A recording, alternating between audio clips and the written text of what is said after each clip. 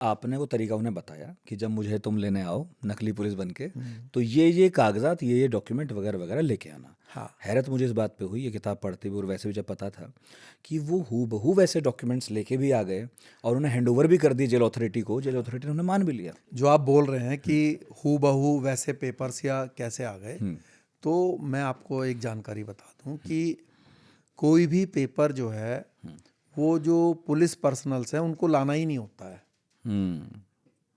उनको सिर्फ अपना एक कमांड बोलते हैं, उसको सिर्फ कमांड आती है जो जेल अथॉरिटीज़ को पुलिस वाले दिखाते हैं।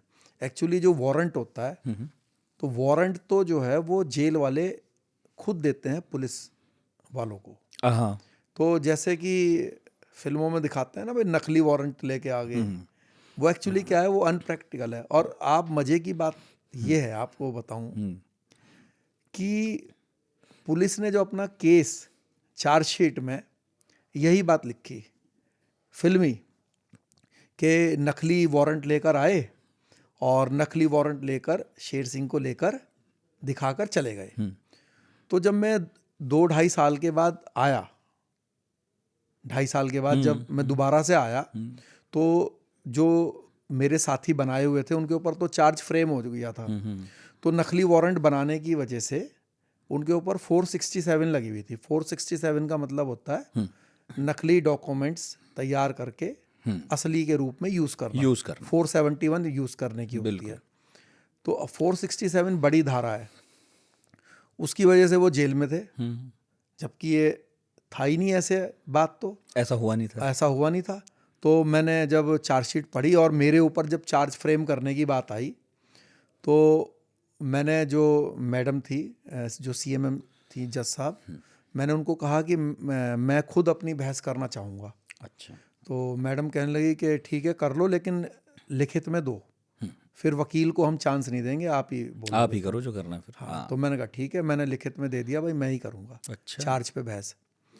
तो मैंने कहा जी ये 467 लगाई हुई है और ये लिखा हुआ है कि जो वो बंदे हैं ये वारंट लेकर आए और शेर सिंह का वो वारंट दिखा के शेर सिंह को लेकर चले गए।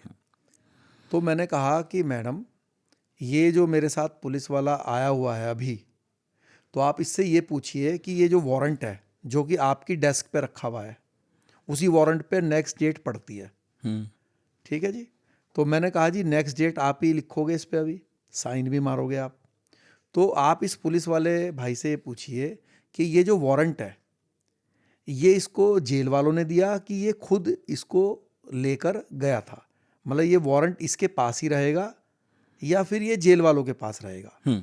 तो उसने कहा जी ये जो वारंट है ये हम ले जाके जेल में डिपॉजिट जेल अथॉरिटी में जमा होता है वो। हाँ। अच्छा। और जब अगली डेट आएगी, तो जब इनको हम लेके जाएंगे अगली डेट पे, तो बंदी और वारंट जेल वाले हमें देंगे। तो ये क्या देते हैं फिर?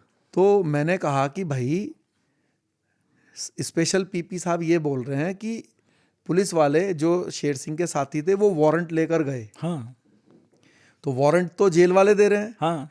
तो 467 कैसे लग गई? ये तो व्यवस्था ही नहीं है। हाँ। तो अब उस बंदे के पास जो है कोई जवाब नहीं, तो उसने कहा मैडम मुझे 1 घंटा दीजिए। तो उन्होंने फिर लंच के बाद कहा भाई दोबारा आना। लंच के बाद गए तो बस आके उन्होंने इतना ही कहा कि भाई शेर सिंह जो कह रहा है वो सही है। तो आप सोचो कि पुलिस ने चार्जशीट के अंदर ये कहानी लिखी हुई थी जो कि अनप्रैक्टिकल है। और मज़े की बात यह है कि पूरा पुलिस डिपार्टमेंट, सारे सरकारी वकील, उनको ये छोटी सी जानकारी नहीं थी।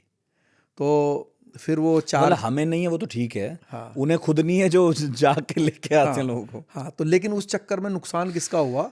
नुकसान हुआ वो जो उस 467 की वजह से बेवजह 2.5-3 साल से जेल में थे। जैसे ही 467 टूटी तो उनकी बेल हो गई, क्योंकि और तो सब मामूली धारा वैसे थी। तो उन्होंने किया ही था जो किया था, लेकिन नहीं, उसमें गलत चार्ज में है वो, तो फिर भाई तब कोई और चार्ज लगता। अभी आप मान लीजिए चोरी की, तो क्या आपको डकैती में थोड़ी ना बंद कर देंगे? वही। तो जो आपके ऊपर अंडर सेक्शंस बैठते हैं उसके अकॉर्डिंगली तो आपसे जेल कटवाएंगे ना, कि बेवजह लगा देंगे, किसी में भी लगा के अंदर। हाँ। तो वो उनकी गलती के कारण अपने साथियों की जमानत का इंतजाम कर दिया।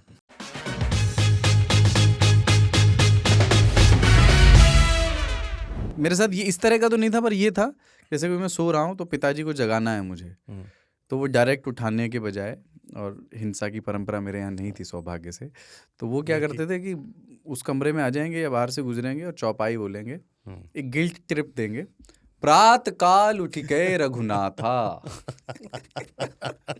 मात पिता गुरु नावई माता। कभी कभी मैं गुस्से में उठ करके अरे पापा चरण स्पर्श किया और सो गया, मैंने कहा अब मत उठाना।